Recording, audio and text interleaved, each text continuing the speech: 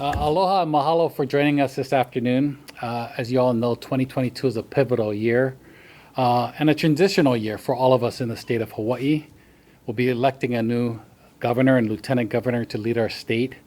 UHPA and our over 3,000 faculty member statewide recognize that our next leaders will be key in reshaping our future and advancing UH's mission in research, teaching, and community service. That's why it's imperative that we select wisely and do our homework. I'd like to say a big mahalo to our political endorsement committee members, composed entirely of faculty, for making time out of their busy set schedules to conduct extensive research of the crowded field of candidates for lieutenant governor through personal interviews.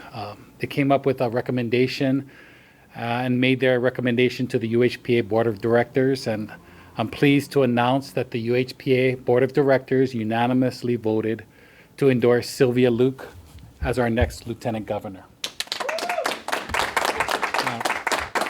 UHPA views the Governor as the CEO of our state and the Lieutenant Governor as the Chief Operating Officer.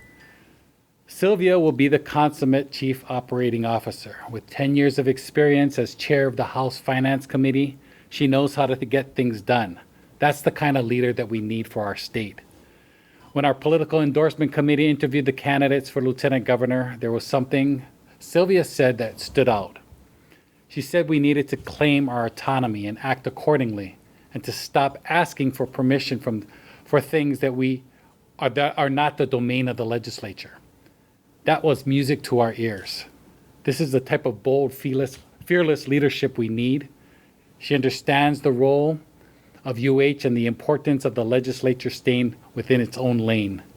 We believe she will continue to be a strong advocate for UH and for faculty as the next lieutenant governor.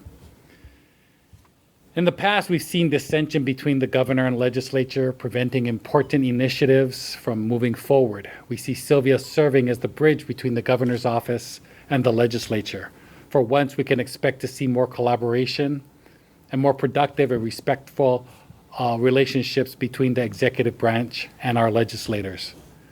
As a product of the University of Hawaii, Sylvia has a special affinity for the university. Sylvia wants to elevate UH to its rightful place and recognizes and appreciates all of the great work that emanates from the university.